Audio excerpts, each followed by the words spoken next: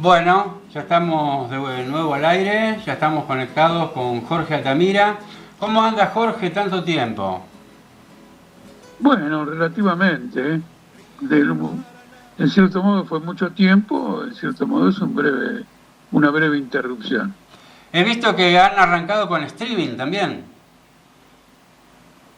Claro, porque entendemos que no desenvolvemos suficientemente nuestra propaganda, que tenemos que multiplicarnos más en ese esfuerzo, no solo en lo tradicional, con nuestro periódico y algunas intervenciones políticas, porque en este momento crucial no observamos tampoco una alternativa desde el campo de la izquierda que esté a la altura del desafío que están imponiendo victorias como la de Trump, Milley el año pasado, ahora probablemente una coalición con el fascismo en Alemania.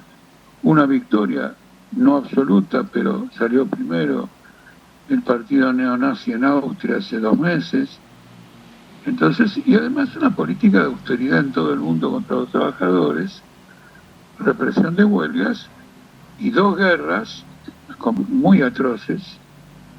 La de Gaza es absolutamente criminal y ha tenido derivaciones impresionantes en los últimos días, que seguramente charlaremos Sí, sí, está planeado en el acá curso del día de hoy.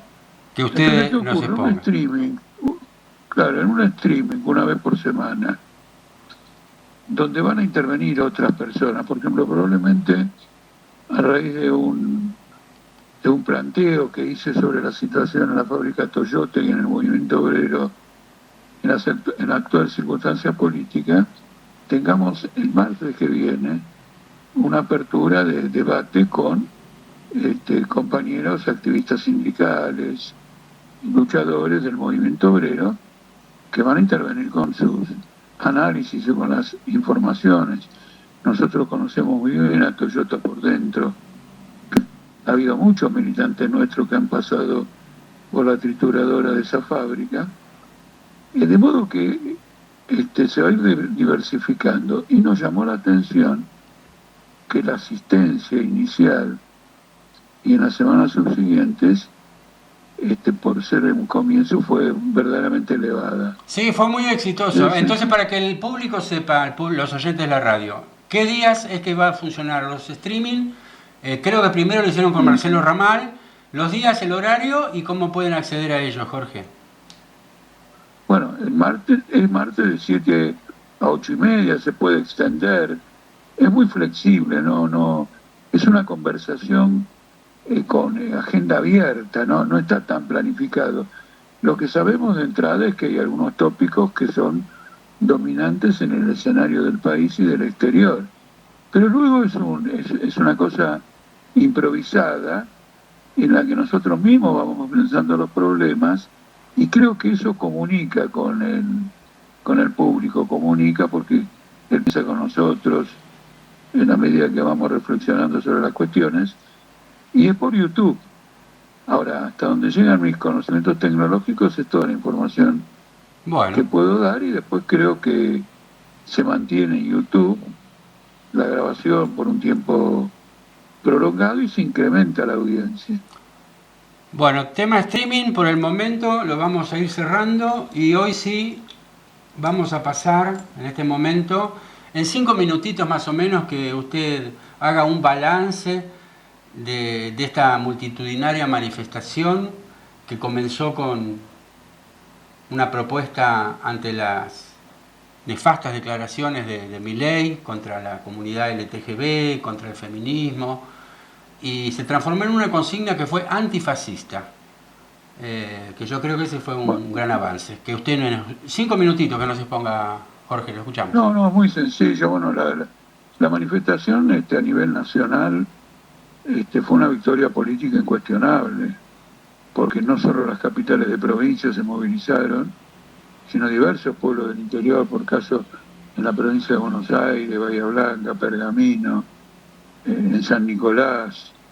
Es decir, ha tocado muy hondo, y quienes participamos en la marcha pudimos observar que no era una marcha de un grupo determinado, en este caso de disidencia sexual, sino que fue acompañado por vastísimos sectores, y sectores de la clase obrera, trabajadores, especialmente los jóvenes, que venían del conurbano y se iban al Congreso de Plaza de Mayo.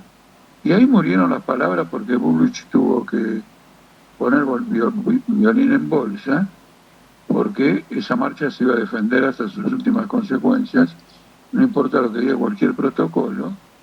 Entonces Macri, Jorge Macri, el intendente de la capital, tomó la posta y dijo, bueno, muy bien, esto se hace cargo de la metropolitana, se puede manifestar, etcétera.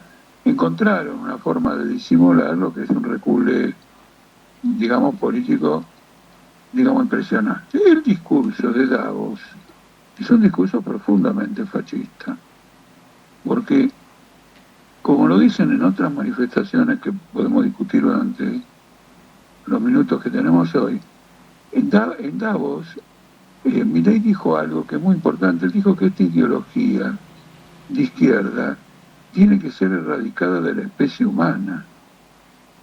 Es decir, no se trata de que prevalezca la ideología de Milei y coloque en posición minoritaria, impotente, etcétera, al resto de las ideologías, sino que tiene que ser erradicada de la especie humana. Eso y los experimentos de Hitler para tener seres humanos que más o menos todos piensen lo mismo, son exactamente iguales. Entonces estas expresiones revelan en el curso de un discurso en un escenario como ese la tendencia profunda. Entonces también hay que valorar que este sector de nuestra sociedad que defiende sus derechos a la diversidad sexual captó toda la posta, que no solo era la libertad de ellos, sino que era la libertad. La libertad no existe, la libertad no es divisible. El que renuncia a la libertad de otro empezó por renunciar a la propia. Eso es indudable. Los que prefirieron a Hitler, al socialismo y todo lo demás, bajo Hitler no eran libres, eran los esclavos del hitlerismo. La libertad tiene esa característica, es indivisible. Y entonces acá viene el primer acierto que caracteriza correctamente el discurso como fascista, llama una marcha antifascista, y por la vía de la marcha antifascista, la primer marcha que es subjetivamente contra el gobierno. Estamos en contra de este gobierno. Este gobierno es fascista. No es lo que se decía en la marcha universitaria, ni el 24 de marzo, que objetivamente eran contra el gobierno, indudablemente. Pero sus organizadores no tuvieron el atrevimiento de fijar su posición. En particular el kirchnerismo, que vive acobardado desde el balotaje del año pasado, quiere evitar cualquier tipo de choque. Bueno, entre otras cosas también porque Cristina Kirchner no puede decir que sea la vanguardia de los derechos de la minoría, del momento que estuvo siempre en contra de el derecho al aborto, y cuando lo tuvo que votar como legisladora después de ser presidenta, aludió que con una cantidad tan enorme de mujeres en las calles no se podía votar de otra cosa. Quiere decir que fue un expediente político. Ahora, para terminar, nosotros veníamos en una lucha por la absolución de una mujer jefa de hogar que al salir de compras un día en Colonia Santa Rosa, en el departamento de Orán, en Salta, cuando volvió a encontrar su casilla quemada y sus hijos muertos. Y la justicia de Salta, que es la justicia del narcotráfico, la justicia del peronismo, de Gustavo Sáenz, etcétera, la responsabilizó por esas muertes, negligencia criminal, y la responsabilizó, y el día 3, es decir, que hoy es miércoles, el lunes pasado, iba a iniciarse el juicio. El juicio se suspendió, se alegó que no estaba en condiciones psicológicas, anímicas, todavía muy afectada por la muerte de sus hijos, para poder participar de un juicio. Eso fue una decisión, suspenderlo, exactamente 48 horas después de la marcha antifascista, cuando Milei empezó a decir que no dijo lo que no dijo, que esto y lo otro, empezaron todos con tergiversaciones porque querían disimular la importancia que había tenido la marcha. Nosotros cuando vimos que, porque es compañera nuestra, de Colonia Santa Rosa, de Política Obrera, Yolanda Vargas, la compañera que perdió estos 2 hijos. Nuestros abogados y nosotros mismos, cuando se suspendió, no pudimos admitirlo, en el sentido siguiente: la suspensión tiene que significar el sobreseimiento, porque no van a mantener una persona en esas condiciones por el tiempo indefinido y capricho de un juez. Si no puede ser, tiene que haber un sobreseimiento. Y se dictó el sobreseimiento hoy a la tarde. Acá yo tengo una pregunta, Jorge, discúlpeme, porque tengo justo una pregunta que hace un oyente sobre el tema que usted está tratando. Porque usted en un tuit habló del tema de que sobreseyeron a Yolanda Vargas y que fue una victoria de esta marcha. Entonces un oyente que es Miguel López dice: va mi pregunta a Jorge. En un tuit reciente usted sostuvo que le sobreseyeron a Yolanda Vargas por la gran marcha antifascista. Dice: yo creo que la mayoría que fue a la marcha no estaba ni enterado del caso de Yolanda. No tiene lógica el razonamiento. Que podría ser que la marcha no esté enterada de Yolanda Vargas, pero una marcha antifascista ante una condena que iba a ser una condena fascista contra una mujer, una minoría, jefa de hogar, sin asistencia del Estado, que hace trabajo casual y que tiene que mantener 2 chicos y que vive en una vivienda donde no hay ningún control eléctrico, porque las empresas eléctricas cobran pero no supervisan. El gobierno les tolera a las empresas eléctricas para no ser responsables de las consecuencias de esa tolerancia, cuando tendrían que ir presos lo de las empresas eléctricas y el gobierno, ¿no es cierto?, que sostiene lo mismo que sostiene Milei. Se produce esta marcha, tiembla el aparato comunicacional, no el aparato del Estado, pero todo el aparato comunicacional de Milei, su socio Gustavo Sáenz, el gobernador de Córdoba, y dice: si nosotros hacemos un juicio en estas condiciones y le damos alguna condena, aunque después no sea una condena sin cumplimiento de prisión efectiva, no vamos a crear una crisis política en Salta. ¿Por qué no vamos a crear? Porque después de la marcha de 1 millón de personas en todo el país, de la enormidad de Buenos Aires y de la marcha en Salta, nosotros nos corremos el riesgo, cuando acá se vota en mayo, de que esto nos arme una crisis política. ¿Se entiende? Ahora, nadie puede decir la marcha la liberó. Es una conexión política que nosotros hacemos en función del desarrollo real de los acontecimientos, de la posición política del gobierno nacional, de la posición del gobierno de Salta. Nosotros estuvimos atacando al gobierno. Nosotros hicimos responsables, como en su momento, a Cristina Kirchner y al aparato del Estado por Pedraza. Lo hicimos responsable a Gustavo Sáenz por el incendio de la casilla en Colonia Santa Rosa. Nosotros en Colonia Santa Rosa, en las últimas elecciones elegimos un concejal. No somos una fuerza ignorada en Colonia Santa Rosa. Los trabajadores, en una parte importante, están dentro de Política Obrera. Fuimos con una lucha, nuestras compañeras dirigentes que viven en la capital viajaban sistemáticamente a Orán, se agitó Orán, y nosotros apoyamos la marcha antifascista.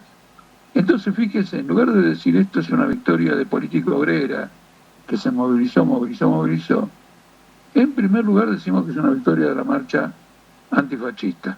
Gustavo Sáenz, por algo inició un juicio, porque el juicio lo organiza el fiscal, es decir, la Procuración del Estado.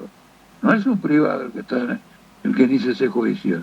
El Estado inicia un juicio. Nadie conoce que el Estado inicie un juicio para absolver al enjuiciado, es para condenarlo. Tiene que recular. Hay una marcha contra estos ataques a las mujeres, en este caso a una jefa de hogar, a la disidencia sexual, a los que piensan diferente, a los de la izquierda empobrecedora, Viene un juicio para condenarla.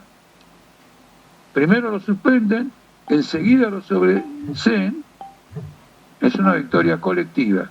Y es una victoria nuestra, que demuestra, después de lo de Pedraza, vuelve a demostrar cómo se consigue derrotar al Estado en estos menesteres de criminalidad con una determinada política.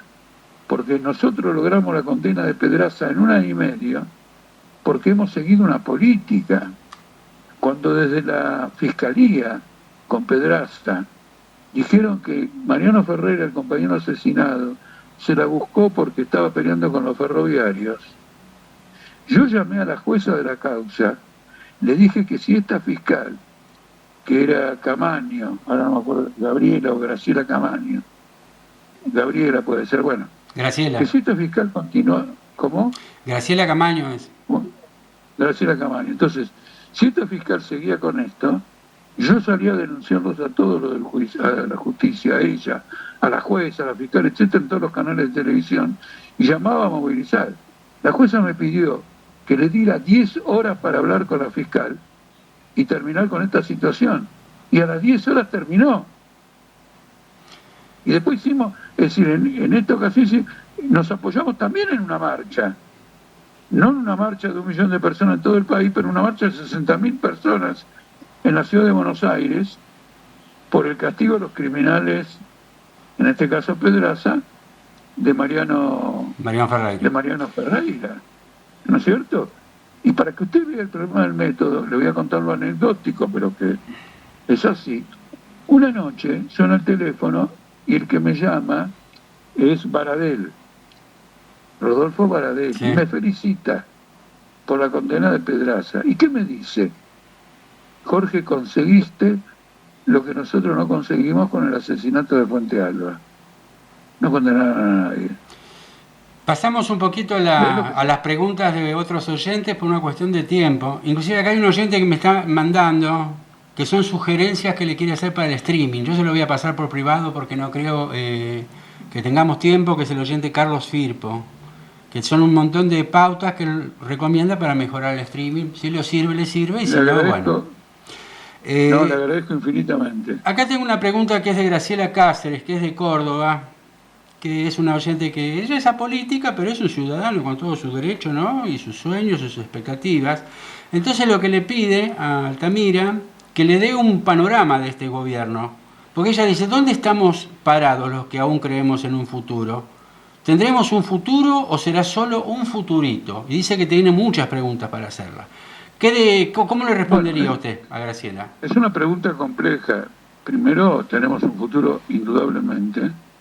Tenemos una perspectiva. Este gobierno sobrevive pagando una gigantesca deuda externa con apoyo financiero internacional y maniobras especulativas. Todos los dólares que entran se gastan en mantener un dólar bajo. Usted se da cuenta, no puede haber operación más parasitaria que esa, que gastar la divisa del país en sostener, digamos, una moneda para favorecer la operación de que el capital que viene del exterior obtenga acá una tasa de interés elevada en dólares.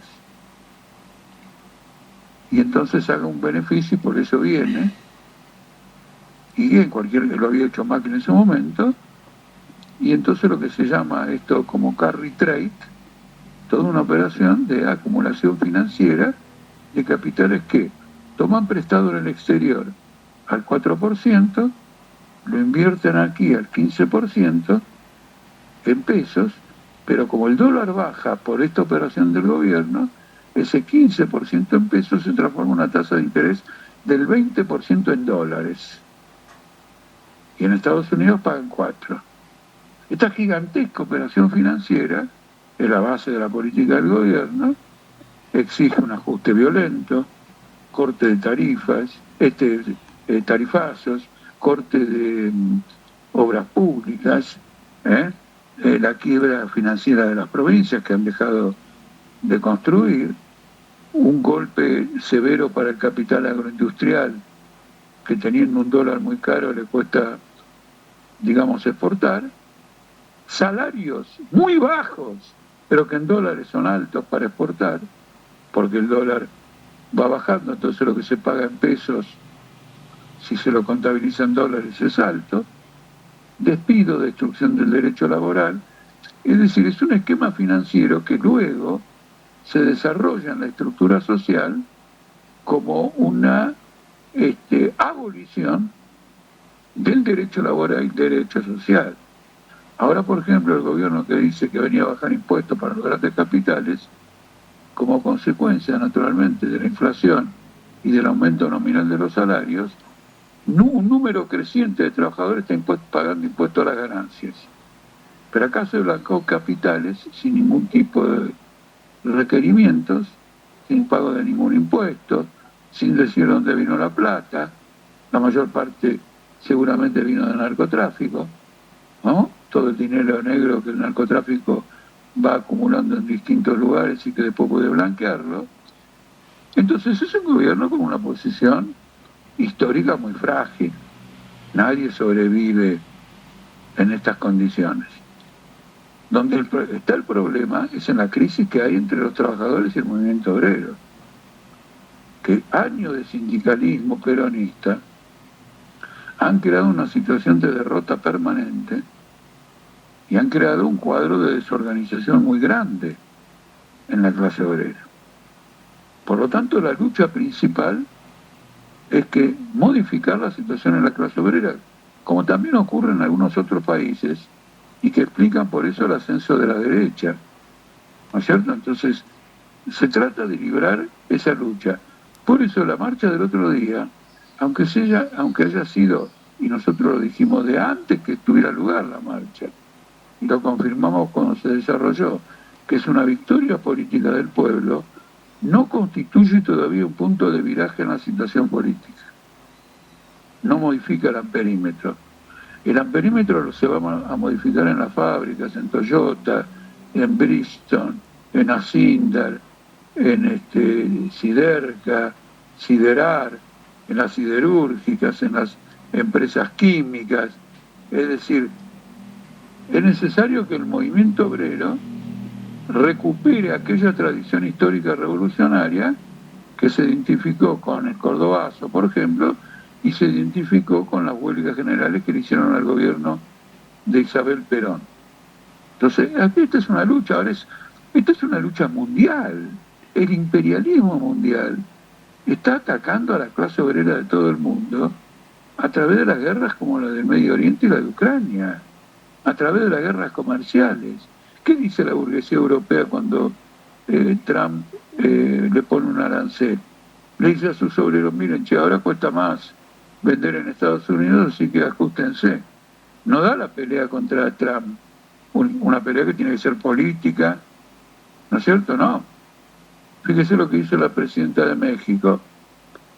Él le dijo, voy a ponerte 25% de aranceles, hablaron por teléfono, y él se lo suspendió un mes si ella movilizaba el ejército a la frontera. Y fue, movilizó el ejército a la frontera. Ya tiró una chancleta. Esa mujer está ahora para que Trump la exprima hasta el final.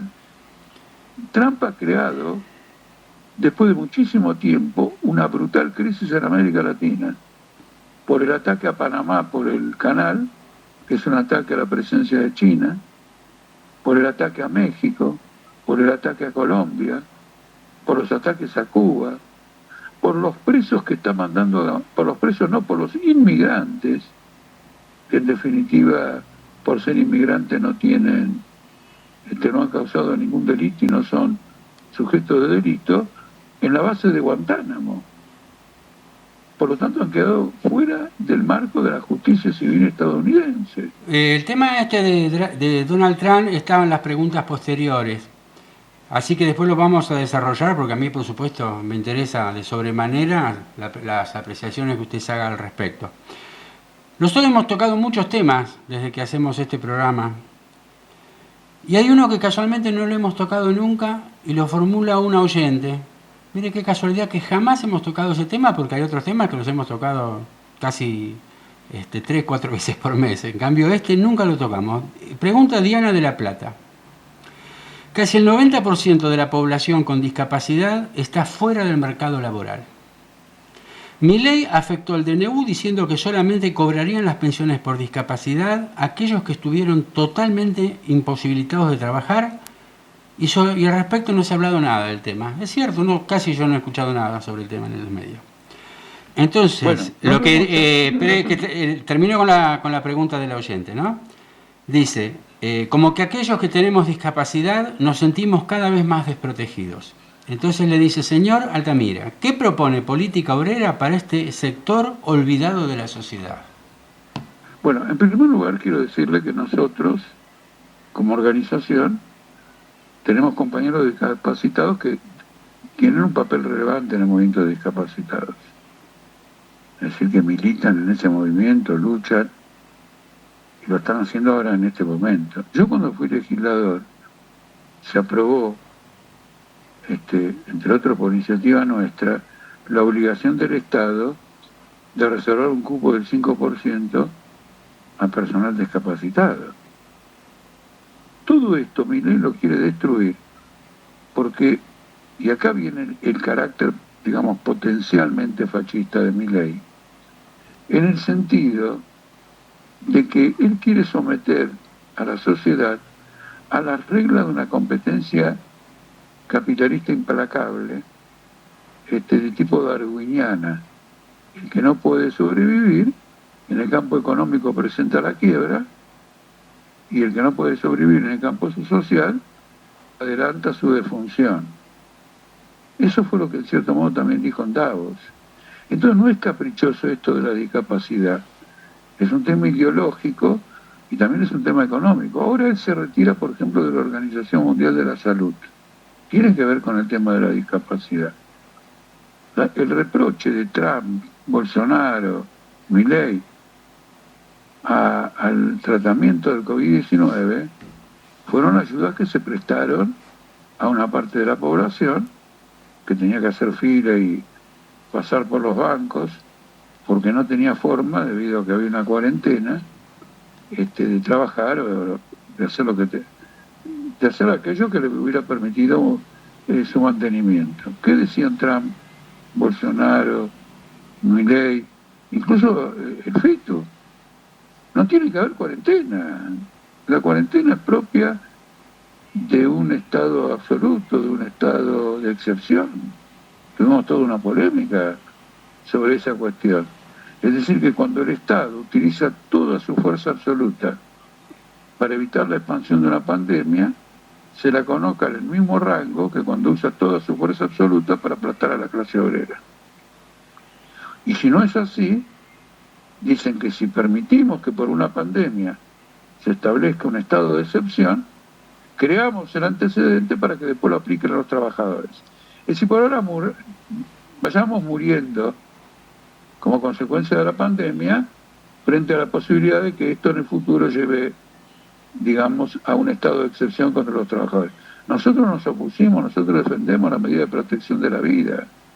Y lo que nosotros decíamos que lo tienen que pagar los capitalistas con un impuesto extraordinario. Esa es la gran diferencia. En cambio, los capitalistas recibieron del Estado ayuda también. Esa ayuda que el Estado recibió, Milei la ha retribuido, no la ha quitado, no ha tratado como a los discapacitados. ¿A qué me refiero? Le dieron una ayuda a los capitalistas para que paguen salarios de los sectores esenciales, de otros que estaban abiertos, otros que tenían pérdidas por caída de ventas. La ayuda aquí en Estados Unidos fueron absolutamente fabulosas. Eso significó la emisión de gran cantidad de dinero por el Banco Central. El Banco Central, para evitar la inflación, luego absorbió ese dinero por medio de los bancos a altas tasas de interés.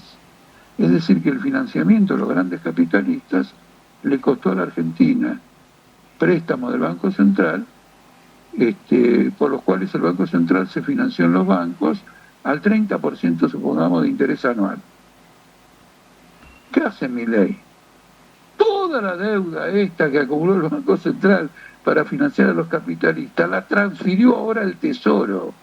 Se la sacó al Banco Central, la transfirió al Tesoro, y ahora es deuda pública que los contribuyentes pagan con impuestos, con corte de gastos sociales, con corte de obras públicas y con el cierre y la limitación de la ayuda a los discapacitados. Entonces, el que no vea la naturaleza capitalista de todo el movimiento social, el movimiento de salud, el movimiento educacional, etcétera, se queda con una porción de la realidad y por lo tanto se queda, digamos, con nada. Entonces, nosotros somos partidarios, no, promovemos la acción despótica del Estado en el sentido de asegurar que el trabajador discapacitado que no puede competir por un puesto de trabajo, primero en el Estado, tenga una cuota. Él quiere abolir todas las cuotas. Él ya hizo un ataque a la discriminación positiva. Discriminar positivamente quiere decir que en lugar de discriminar contra el discapacitado, se discrimina en contra de las personas no discapacitadas por un 5% para las discapacitadas en el Estado. Nuestra posición es que tiene que ser en todas las empresas. Tiene que haber una cuota en todas las empresas. Pero ¿cómo usted va a poner una cuota en todas las empresas cuando las empresas están despidiendo gente? Por lo tanto, es una lucha de clases contra el capitalismo. Y todo el que trabaje sistemáticamente por obtener parcialmente estas reivindicaciones, tiene que trabajar por erradicar la causa que lleva a la pérdida de estas conquistas parciales o a la eterna lucha por el mantenimiento de una conquista parcial que en el fondo tiene un carácter mínimo, que es el derecho a la sobrevivencia. Entonces es un tema que nosotros sí hemos discutido mucho. Participamos de un movimiento, hacemos agitaciones, vamos a la marcha, pero como expresión de esta discriminación no se filtró en el programa nuestro de radio o en estas entrevistas que tenemos con Letra de Paraná. Quedan 12 minutos y yo creo que se van a poder distribuir para hablar del tema del día a nivel internacional, que es la victoria de Donald Trump y las primeras medidas que quiere tomar a nivel internacional, ¿no? Entonces, la primera parte de la pregunta va a ser con respecto a Latinoamérica.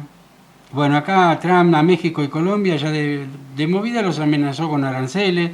Sobre Panamá dijo que quiere recuperar el canal directamente, que es su territorio. Pone al presidente de El Salvador como el dictador más cool del mundo y lo señaló como ejemplo regional. Y básicamente impulsado en los primeros 15 días de su mandato un cambio radical en las relaciones de su país con América Latina. Inclusive está resuelto a deshacer políticas, alianzas de éticas. Inclusive dijo que le iba a enviar un regalo a Venezuela. ¿Qué análisis haría usted de lo que se avecina, en la política internacional acá de Latinoamérica con respecto a Donald Trump? Lo que se avecina en la política de América Latina es algo que no ha ocurrido en décadas, que es un conflicto mayor de movilizaciones, de ataques, inclusive de golpes de Estado. Eso es indudable. Porque el tema es el siguiente. La burguesía norteamericana ha fracasado en bloquear la penetración de China en América Latina. Pero no ha fracasado ni de tonta ni de nada, sino que la burguesía norteamericana, como dice el mismo Trump, ese punto de coincidencia que tenemos con Trump, notable, importante, significativo, él dice que Estados Unidos está en declinación. Nosotros, claro, decimos que el capitalismo está en declinación. Pero coincidimos que también Estados Unidos, especialmente Estados Unidos, está en declinación. Entonces, Estados Unidos, debido a su tremendo déficit comercial, tiene la deuda pública más alta del mundo, es del 130% del PBI, tiene el déficit fiscal del 8% del PBI. Bajo Massa, el déficit fiscal acá era el 2,5%, y lo querían matar vivo. Este tiene el del 8%, y él ya fue presidente. China ha aprovechado esas ventajas financieras para hacer obras que son importantes para China y son importantes para las burguesías locales. Por ejemplo, el puerto que hizo en el Perú. Es un puerto gigantesco que permite y facilita en el tiempo un ahorro fenomenal en el comercio del Océano Pacífico con China, de las que están en las costas del Océano Pacífico, y eventualmente, debido a una serie de carreteras que se construyeron de Brasil hacia Perú, abre el camino al comercio con China. Hay otras inversiones importantes. El país donde más inversiones tiene China es México. Por lo tanto, empezó con el fentanilo y las bandas y todo lo demás, pero no está pensando en el fentanilo y la banda. Está pensando en la lucha contra la influencia china. Entonces, en el canal de Panamá también había que hacer inversiones. Estados Unidos nunca hizo una inversión en el canal de Panamá. Entonces los chinos hicieron 2 inversiones y lograron que Panamá se anotara en la ruta de la seda. Pusieron la plata y metieron las inversiones. Trump se las quiere eliminar, quiere controlar y quiere hacer todo eso, se la va a tener que arreglar con China. No es un problema de Panamá. China no va a ceder esas posiciones. ¿No es cierto? Entonces acá usted hay una lucha intercapitalista tremendamente severa que pone de manifiesto que la potencia económica está en declinación. Ahora, solo para redondear, no es que China esté en ascenso. China crecía al 12% anual y ahora apenas está creciendo al 2% anual, tiene una crisis inmobiliaria imparable, a una caída de precios internos por caída de la demanda, no logra reactivar la economía y esto le empuja todavía más a querer exportar.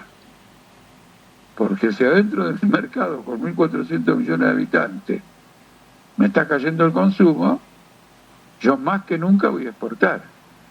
Y ha abierto todas estas rutas.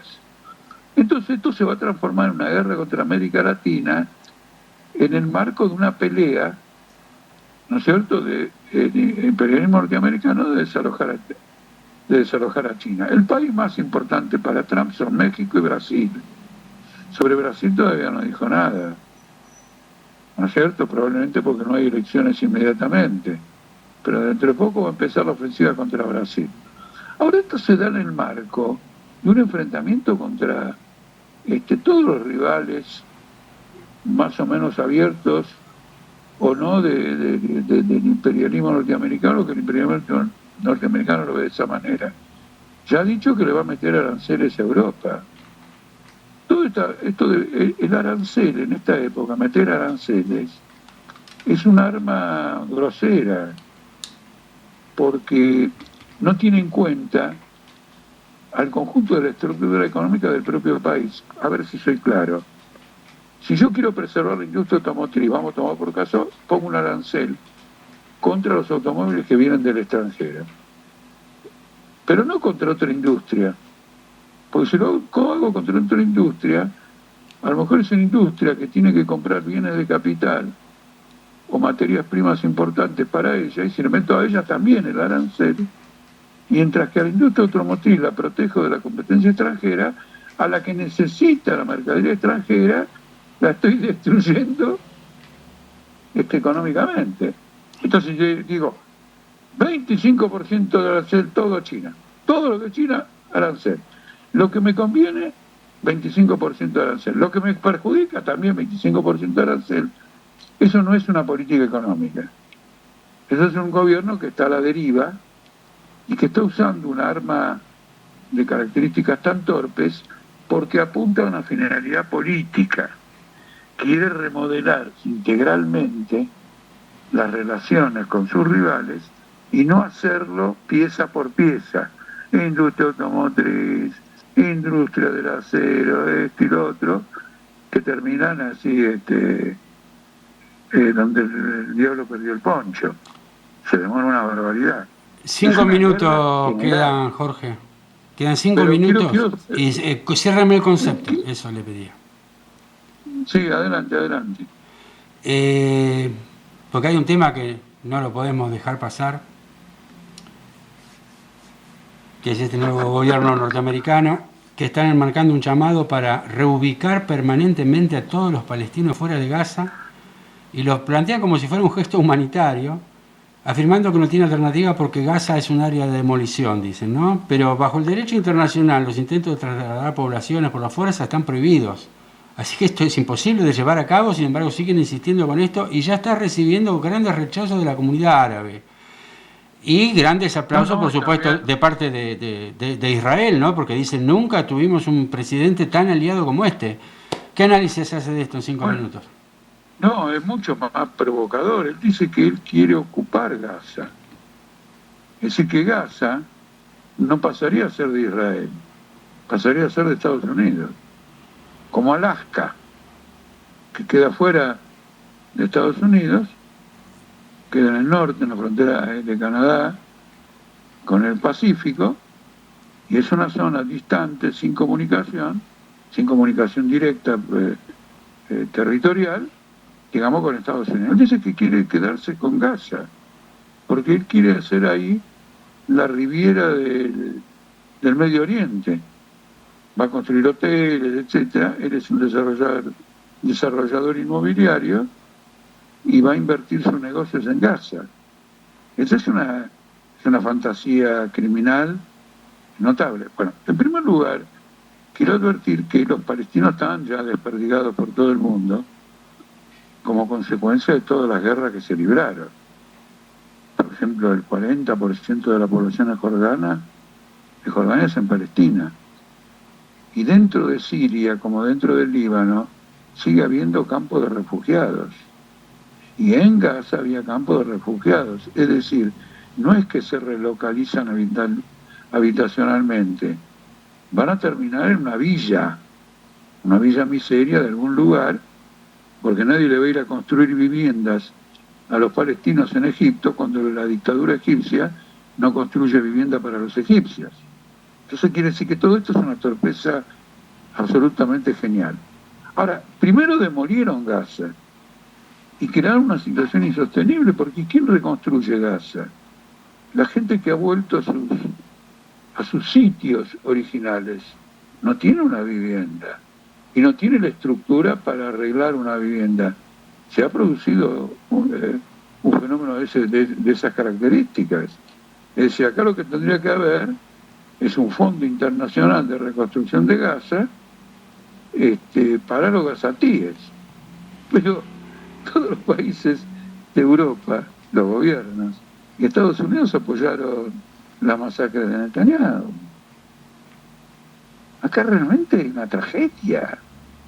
Es decir, hemos entrado en el periodo de las tragedias, que un gran autor que acaba de morir, un hombre extraordinario, al estudiar el exterminio de los judíos, lo que se llamó la solución final, describió cómo el capitalismo, más allá de una crisis, más allá de una decadencia, más allá de una catástrofe, había entrado en un periodo de tragedias, como se había vivido en algunas zonas de Europa durante las cruzadas o en la guerra de los 30 años en el siglo XVII.